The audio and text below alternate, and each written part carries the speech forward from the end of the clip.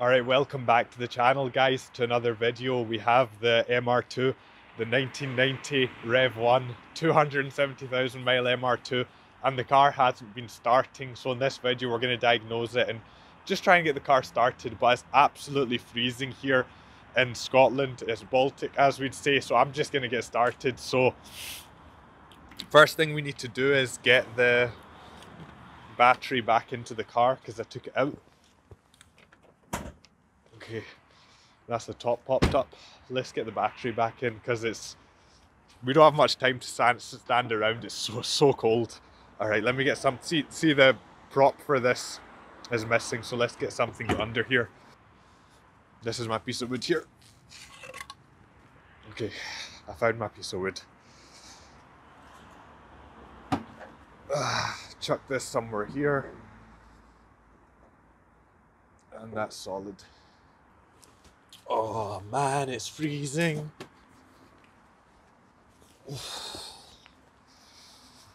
So let's get the battery. Here's the battery. It's on the trickle charger and it's full.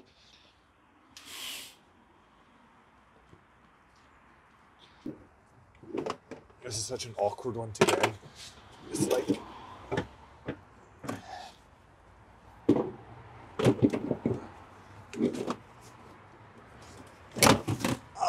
my finger. Oh, and of all days it had to be today because it's so cold. Oh, I put the battery in the wrong way. That could have ended really badly. Freezing. See, when it's cold like this, that's when everything goes wrong.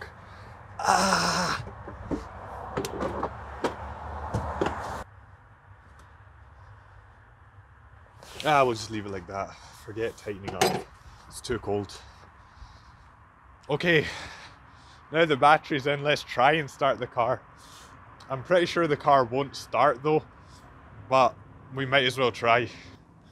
Let's hope it starts. Okay, so as you can see, we've got decent battery voltage. Turn that off. Okay. I actually nearly started. Let me give it some gas, but this is the problem I've been having with it. So let's see.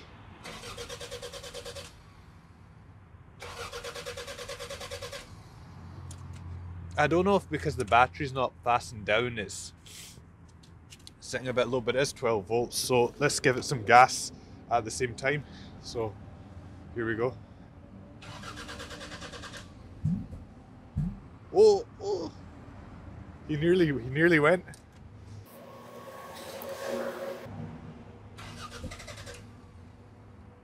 Oh man, it's so close to starting. But there's definitely something wrong because it shouldn't be doing this.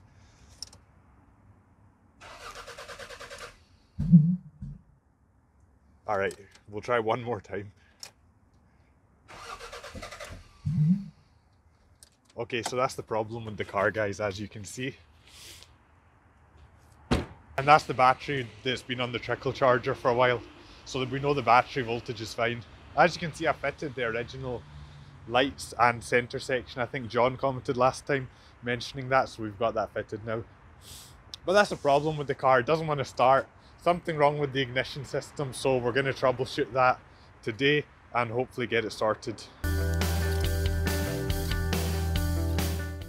Okay guys, so I'm going to start the diagnostics by using the diagnostic port to try and get some fault codes out of the car. It doesn't have an OBD port, but it does give you some pretty cool Morse code.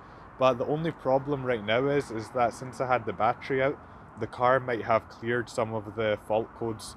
But we can still try and we can see if anything comes up, but that's a good starting point. Maybe something came up when I was trying to start the car. To read our fault codes, what we need to do is firstly just put the car into neutral and put the key to the start position on the ignition. So we'll do that just now. Let's get the key on the start position. Got good battery voltage. Neutral. Okay.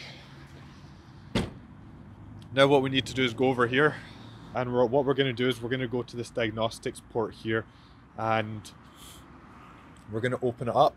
And on my phone I'm just looking at a wee sort of Oh, God's sake, I dropped that through. I'll get that in a second. What we have to do now is connect a wire between two of the pins, and this is the pins that we have to connect here. So it's E1 and TE1. So it looks like it's that one and that one, diagonal pairs. So actually no, that's wrong, because it's gonna be, this is actually this way round. So it's gonna be that one and that one. Exciting stuff. See if we can get any fault codes out of the Mark II. Okay, let's do it. So put this in here, just shove that all the way in. That should be enough. And then get this one here, shove that all the way in, and bang. No electrical fire, which is a good sign. Let's jump to the front and see if we have any flashing. Oh, we've got flashing. You've got flashing, guys. So that's 1, 2, 3, 4, 5, 6, 7, 8, 9, 10, 11, 12, 13, 14, 15, 16, 17. Oh, it's just flashing constantly. So it's not really giving us a sort of code. Normally it should flash continuously, it should stop, start, and give us a sort of code, so I don't know what this means. I'll look back in the workshop manual and figure out what this means. That's just a constant pulsing. Okay, so no malfunction. Probably can't read that, but basically what it says is, it says no malfunction. The light will alternately blink on and off about 2 times per second. So that's actually what we've seen. 2 times per second is blinking on and off. But the problem with that is I had the battery out, so that's probably just cleared all fault codes. So we'll take the key out of the ignition and we'll take our wire out. So it was a good starting point to try and scan for fault codes, but they've probably all been cleared. So yeah, that's that done. Let's move on to the next sort of step. What we're going to do now is we're going to move on to the HT leads. So I'm just kind of following a workshop manual's workflow on how to diagnose your car. So we'll take out this HT lead here and we'll test the resistance of it to make sure that it's all still within spec. So let's get that off.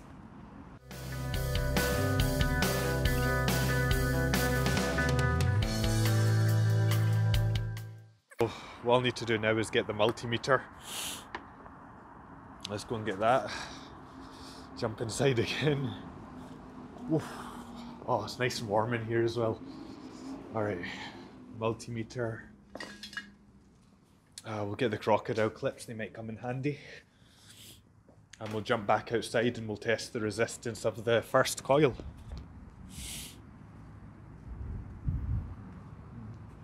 I've got the workshop manual on my phone, so I'll show you what it's telling us. Check resistance of high tension cord. And they should be about maximum resistance 25 kilo ohms per cord. And if that's bad, then you have to replace your cord. Okay, we've chucked the screwdriver in. It's nothing. We go to ohms.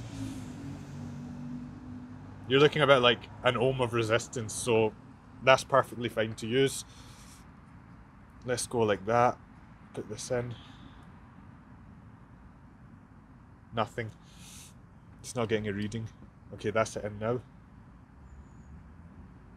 Okay, that's a better reading. We're looking at about 11 kilo ohms for the first coil.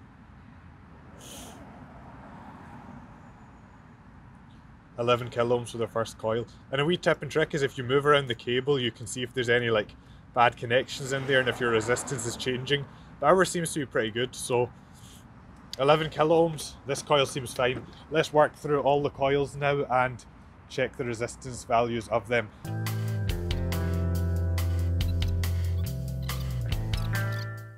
Again, I don't want to damage the coil, so I'm not pushing that in too far, but if it's working, it's working. Okay, here we go.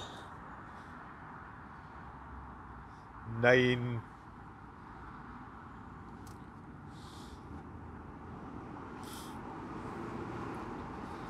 About 9 kilo ohms, and moving it around, we're not losing a connection, so I'd say that HT lead's okay.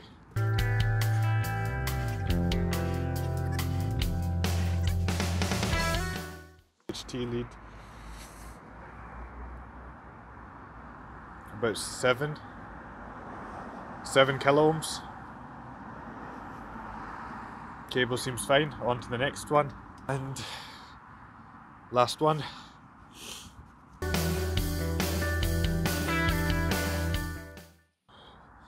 Our ohm meter gives us, oh, the sun's out, that's nice. 9 kilo ohms. Alright guys, so that's our HT leads tested. They're all within spec. None of them exceed 25 kilo ohms. Okay guys, so the next step now is we're going to take our distributor housing off, see if there's any moisture in there. So that's our distributor housing right here. I'll get a bit closer in there so you guys can see it. And all the HT leads are disconnected now. There's only the one connection, which I believe goes to the igniter, it's called. I'm new to all of this, I'm not used to older cars, but we'll take that off and we'll see if there's any moisture on the inside, because that could be causing a problem. So let's go ahead and do that. What I'll probably do is just get the ratchet for these. Run inside and grab an 8 or a 7, I'd say.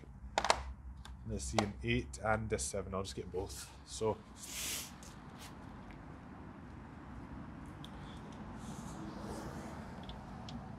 okay, so that's too small, the 7's too small. It's an 8, yeah, so put the 7 to the side and we'll get our 8 on our ratchet and we'll get the housing off.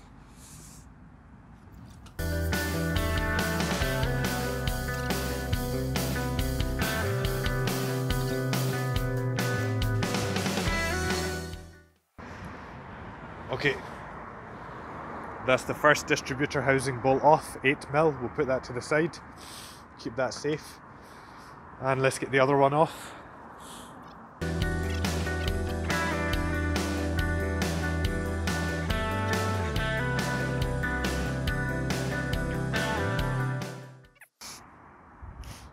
That's the next one off. That's the bolts off, and the distributor housing just comes off like that, nice and easy. Okay, that's that disconnected. Here is our distributor housing.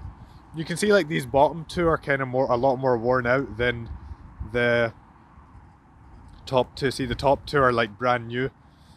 The bottom two are more worn out. I don't know when it gets to the point where you need a new distributor housing what's too worn out. So let me know guys if that's considered too worn out and you need a new one. But there doesn't really seem to be any moisture in there. The seal here is there's a wee bit of like oil there, but overall it doesn't seem too bad. Alright guys, I'm probably going to call it a day for today because it started to rain, and the problem with the rain is I don't want water getting into the ignition system in any way that it isn't already. Alright guys, I don't know if you can see, but the MR2 started. I managed to get it started, so I'll explain what happened and how I managed to get it started in the end. So what actually happened was my good friend Samir was driving by and he seen me, so he pulled over and he came. And this is just when I put everything back together, the distributor housing, the HT leads back on. And what happened was he tried to start it again, but he gave the gas pedal a few pumps on and off and the car kind of spluttered to a start. So I'm really happy the car's started now because it's the first time in 2 months that the car's actually ran. So I'll show you that now. Like, there's the engine. The car's running for the first time in 2 months. We'll give it a wee rev from the choke. And that's excellent. So there is something wrong with it. I'll need to do some more diagnostics. I'll need to look at the workshop manual, test some more things, test some more components, figure out what's wrong with it. Samir, he's thinking it might be something to do with the fueling. So maybe check the fuel filter, check that kind of stuff. Because it is difficult to start, and see on rainy days it doesn't actually start at all, so there's moisture getting in somewhere and causing some sort of problems. I'm thinking it might be that gasket on the distributor because it was coming off at some points. There was a wee bit of oil inside, maybe water's just getting in there. And I also noticed the 2 hoses on the bottom of the distributor, they're not connected to anything, so maybe again moisture's getting in through there. So I'll need to look up and do some research now if they're meant to be exposed like that or they're meant to be open like that. If you guys know or have any suggestions, leave a comment below, and in the next video I'll update you guys and we'll try and find out some more things and figure out what's wrong with the car. But I'm just so happy it started for now. It's running excellent. This car always ran excellent when it was running. It's just those few issues it had with actually getting it started, and it was always a wee bit hesitant on revs low down. But I'm just so happy it started. First time in 2 months. I'm gonna let it run for 10-15 minutes. Leave any suggestions down below, and we're gonna continue with this car. The next step is, once I've got that sorted, I need to do a brake bleed all around, because I changed the pads and some of the bleed points were blocked. So I'm gonna get some new bleeder valves. We'll do a full bleed of the braking system, and then we'll send the car off for its MOT and then hopefully get that done. Anyway guys, I hope you enjoyed this video. If you did, think about subscribing, buttons down below, and I'll see you guys for the next video, and peace.